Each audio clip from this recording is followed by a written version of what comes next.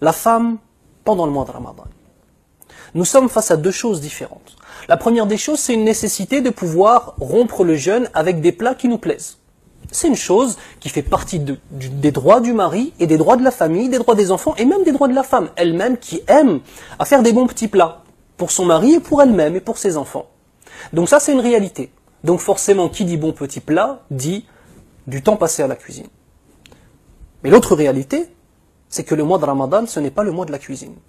Le mois de Ramadan, c'est le mois de la lecture du Coran al-Karim. C'est le mois de la prière du Tarawih.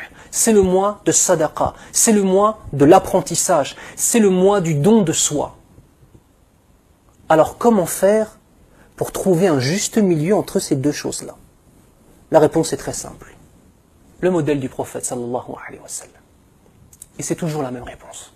Chaque fois, Akhi, que tu as un problème, que tu ne sais pas comment gérer les choses, que tu ne sais pas comment faire pour t'en sortir, sache que la réponse, c'est le prophète sallallahu alayhi wa sallam. Subhanallah.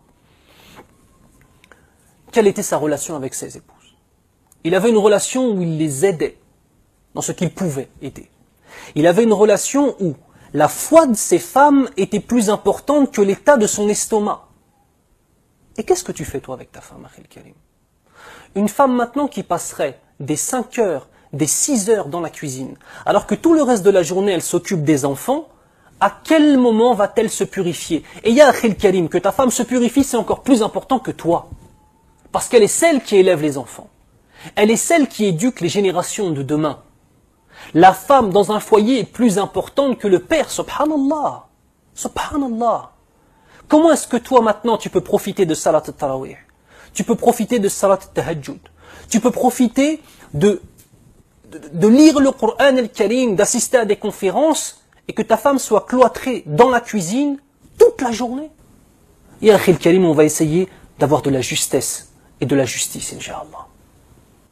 Parmi les choses importantes que tu puisses faire, c'est un conseil que je te donne. Après, Akhi al-Karim, chacun est libre de faire ou de ne pas faire.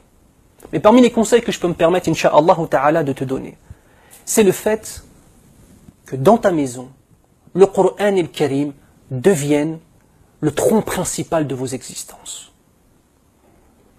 Pas que toi qui lis le Coran.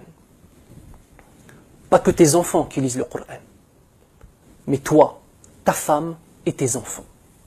Avec des plats, bien évidemment, je ne sais pas, par exemple, vous pouvez faire un jour sur deux, un gros plat un jour sur deux, mais un jour sur deux, quelque chose d'assez khafif, d'assez léger, où ta femme n'aura besoin que d'une heure et demie pour le préparer.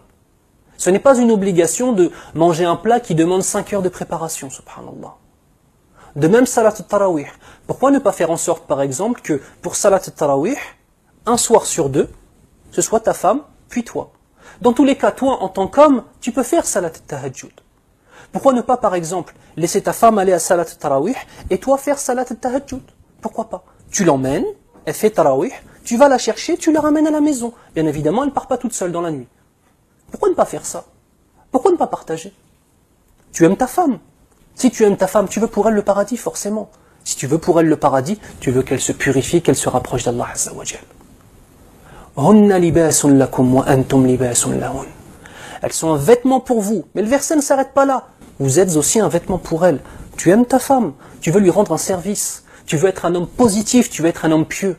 Aide-la à devenir meilleure.